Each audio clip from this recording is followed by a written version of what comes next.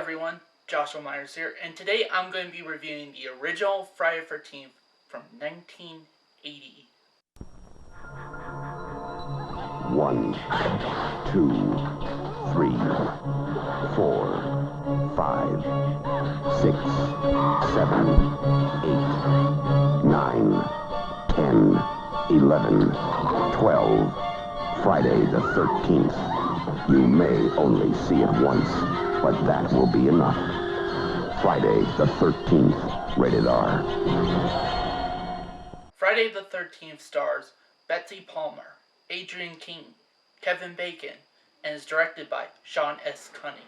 The plot of this movie is that Camp Crystal Lake has been shuttered for over 20 years due to several vicious and unsolved murders. The camp's new owner and 7 young counselors are renovating the property for a reopening despite warnings of a death curse by local residents. The curse proves to be true on Friday the 13th as one by one, each of the counselors is stalked by a violent killer. What did I like about the movie? Honestly, for me, actually, I do like the setting of the campground setting for a slasher movie. I really do.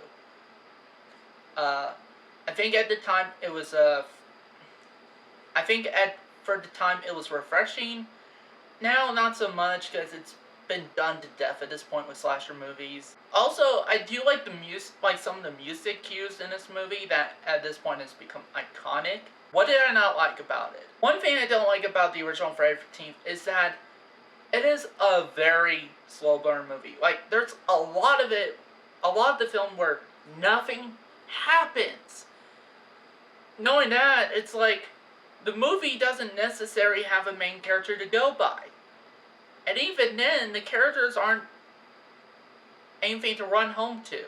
Like, seriously, like there's literally almost no personalities put into these characters, and it's like, so I think the film kind of suffers for that, because it's like, there's really no main characters you could really, grasp onto. Also, even though I said I did like some of the music, I will say most of the music, for most parts, is pretty generic. I will say not as generic as most modern day horror films nowadays, but still pretty generic. I also felt like there was a lot of times where the music overlapped the dialogue a bit too much, to the point where it's like, can you please tone it down so that I could hear what's going on? Especially during those moments, where it plays the cue, like, dun dun dun dun dun dun dun dun dun dun. It's like, really, can you just turn the volume down a little bit on the music so I could hear what's going on? Because, like I said, it overlaps the dialogue quite a bit, and I don't like that. Also, one of the things I like is the practical makeup effects, actually. They're really good. The makeup effects was done by makeup effects artist Tom Savini, who I have met in person, at a film festival, So now I'm going to be getting into some spoilers, because there's some stuff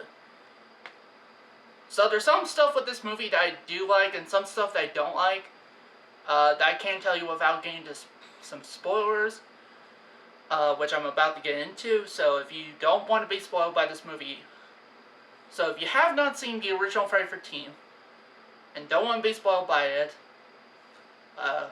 here's the time code for when you could skip to my rating. And by the way, if you haven't seen this movie, what have you been doing? So, at this point in the movie, all the camp counselors are killed off, all the characters are killed off, except for one, which is Adrian King's character is Alice. And, honestly, she has to be my least favorite final girl out of the big 3 slasher films from the 70s and 80s, so at least as far as the original movies, the original Halloween, Friday the 13th, and Nightmare on Elm Street, she would have to be my least favorite out of the 3. And it hurts the movie, because I feel like it comes to the point, there's really no main character until the last act of the movie, where all the counselors except for Alice has been picked off. And it's like, now all of a sudden she's our main character, just like Ben. So I feel like that really hurts the film in that regard. But the one thing I do like in this movie is that, so basically she thinks, because there's a car that comes up, she thinks she's safe. It turns out to be somebody who used to work at the camp prior, Pamela Voorhees, portrayed by Betsy Palmer. And you later found out that it turns out she was the one who killed everybody, because she wants the place shut down because of the death of her son, who drowned at the lake, because certain camp counselors that were supposed to be watching him were not, because they were off getting it on. And so yeah, and I get that. I get why Mrs. Voorhees, I get why Mrs. Voorhees would feel this way.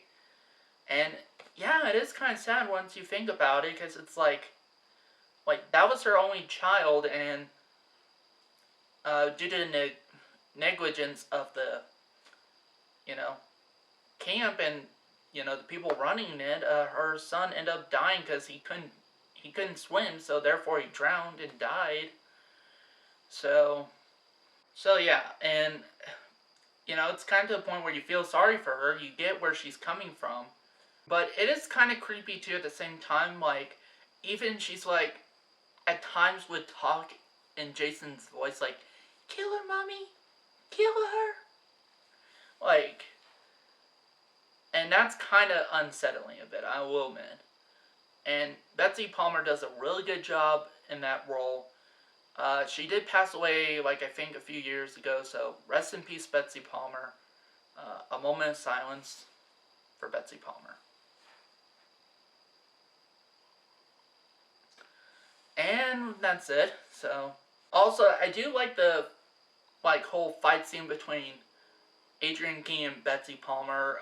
It's really energetic, and is kind of suspenseful. I think it would have been more suspenseful if Alice was the main character the film was focusing on throughout the whole movie. Sure, they could have the other camp counselors in there, but,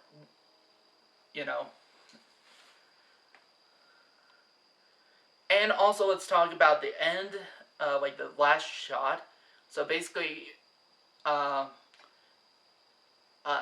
ends up killing Mrs. Voorhees, chopping her head clean off with a machete, and you see her in a boat. It's daytime. It's the next day. The police are coming by, and out of it's also playing calm music, and that. So you think everything's going to be fine, and then out of nowhere, Jason pops up from the lake, and he's this kind of zombie kid looking thing, and drags her under, pulling her down, and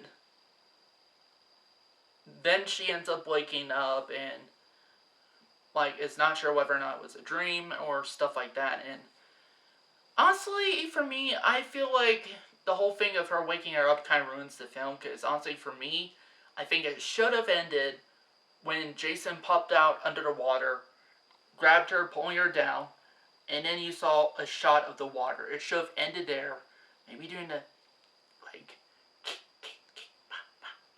and then it cuts the credits. So I think it should have ended there. And another problem I have with this film is that it seems like there's too many false endings in this movie. It really does. But with all that said, I am going to give the original Friday the 13th a 3 out of 5 stars.